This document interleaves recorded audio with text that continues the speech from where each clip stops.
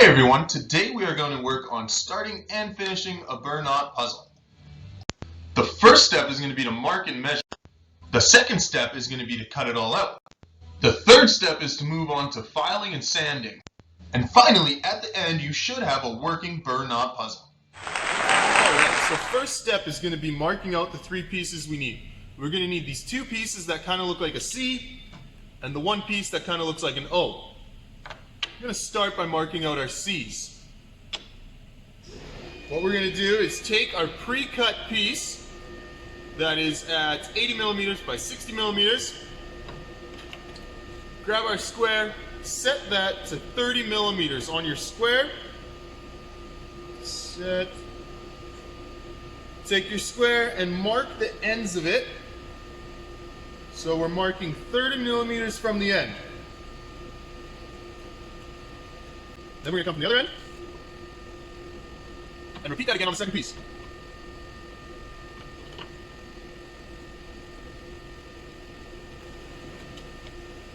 We just made the mark for these two cuts. Now we want to make the mark for these side cuts. And to do that, we're going to start with the square at 10 millimeters.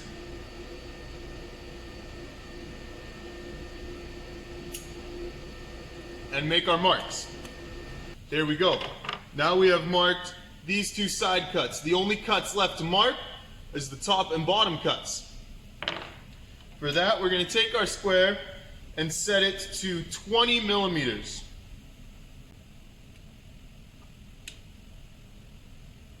Make a small mark, flip it over, make another small mark, same thing on the other piece.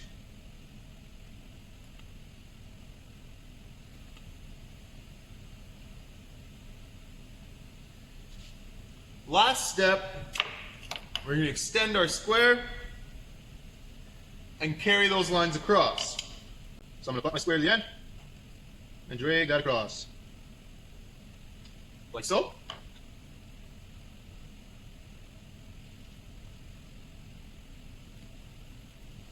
And like so. Now it's very important to check that you have a 20 millimeter opening here and a 20 millimeter opening here. So I'm just going to put my square on there and double check that I got that 20 millimeters, and it's really close. If we cut it too small, then we have lots more filing to do. We're going to mark out the last piece here, which is our O. So we're going to start with these sides again. To do that, we're going to put our square to 10 millimeters. Once we have it at 10 millimeters, we can mark the end.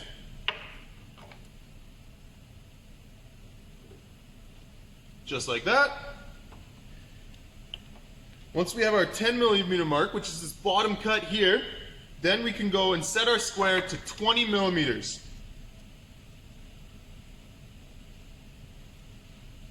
$20 millimeters, that's going to be our cuts on the side there. So I'm going to make two small marks on my side here, flip it over, another mark here. And then I need a 20 millimeter mark at the back end of the piece. Just like that. And then once again, we're going to extend our square to carry those long lines across.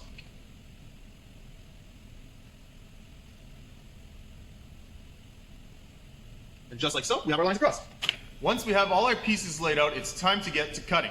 Now, every time you cut anything with woodworking, you want to make sure that your piece is properly supported. In my wood shop, I have lots of bench vices that I can easily support a piece like this in a bench vise. When you're at home, that often doesn't happen.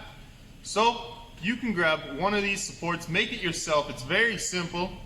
I have a 2x4 and a small scrap piece of plywood that I've cut a recess in to accept my coping saw blade where I will be doing all the cutting. To use it, I just put it between my legs, clench it, grab my piece, put it on top. Now with my offhand, I pinch that piece to the support. Grab my coping saw, and I can go in, and this is a very easy process to cut. I've already made that cut, but I can come over here, I pinch my piece, and all I gotta do is go away on that cut, make sure I stay inside the lines, and cut away. Now, whenever we're making corners with this coping saw, our blade is deeper than it is thick. So I won't be able to make a line in and turn 90 degrees. I'm gonna have to make room for that turn. So in order to do that, I'm gonna cut in up to my turn, and then when I've decided I want to turn, I'm gonna move the coping saw up and down, and as I'm moving the coping saw up and down, I'm gonna slowly rotate the back end of my coping saw around so it can create the corner. What I don't do is stop moving my coping saw up and down while I'm turning the back. It'll look something like this, and as I'm turning that corner, if I rotate my back end too far and this coping saw gets stuck, I'm probably gonna break the blade. So I'm gonna bring that back end over so the blade can move freely, and then continue to take my time turning around that corner. And as you go, it'll get farther and farther around the corner.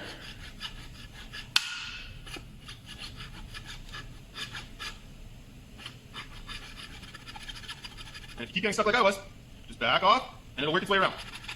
And what we can do is we can keep pivoting this piece so I don't have to turn my coping saw so far. Just keep pivoting that piece all the way around until we've made the corner.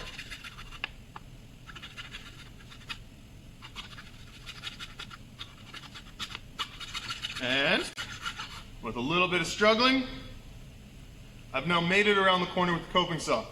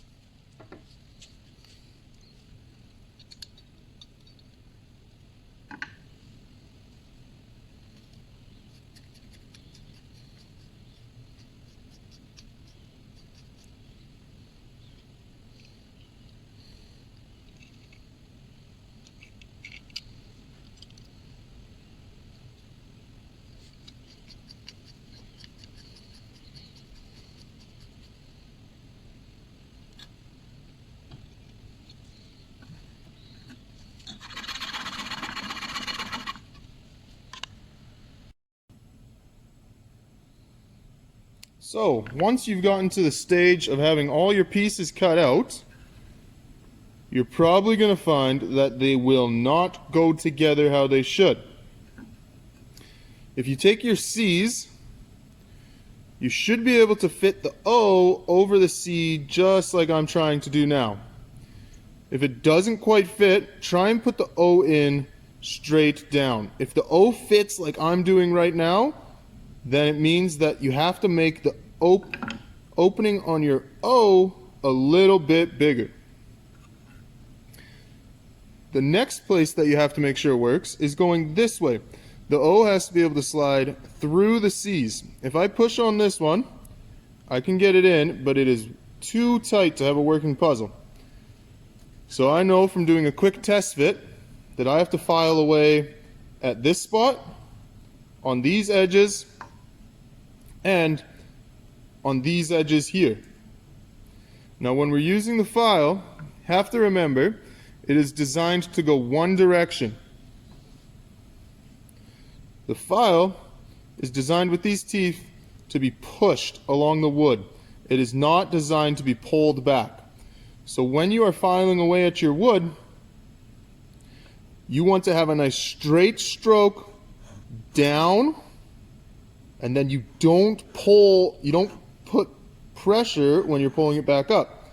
It's just a nice smooth stroke down, come back out, smooth stroke down. If you look at this file, it is too wide to be able to fit in here and file the edge.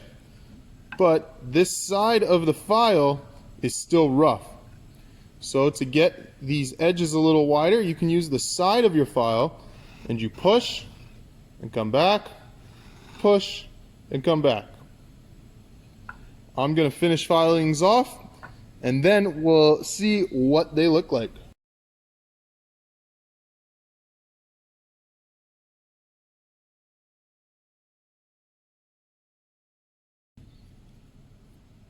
Alright, so after you've filed for a while, you might find that it isn't going anywhere. But just keep pushing on, and eventually you'll get somewhere, and things will start fitting. So my two C's are filed to the point that they're good. All I need to do is sand up the edges, get rid of all of my marks. If there's any rough spots, I'm just going to use sandpaper to clear that up. But my O is being a little more difficult. I filed and it's really close, but it's not quite getting there. So what you can do, if you have lots to file,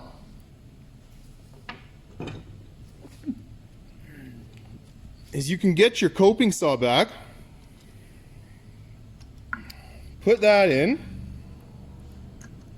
and use your coping saw to scrape away extra material that would take too long to do with the file. So you can use your coping saw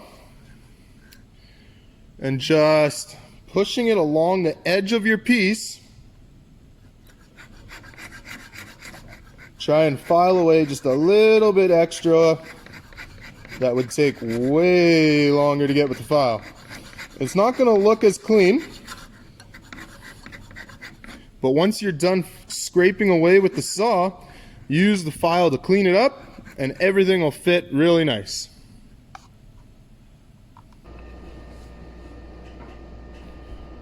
Cool. So, after a little bit more filing and a little bit of sanding, I have 3 finished pieces. Now, we need to put them together. So you always start with one C and your O. You're going to hold your C just like I'm holding this one. Take the O, bring it above, let it slide down over top of the C, pop that down, twist it over, push it off to the side. Now I'm going to switch angles so you can look at it from the top. You take your next C and you have to bring it on like this, and it slides over the top just like so. Once that's slid over the top, then you're going to just take it, push it back, Pop the middle one up, and like that, you have yourself a Burr knot puzzle.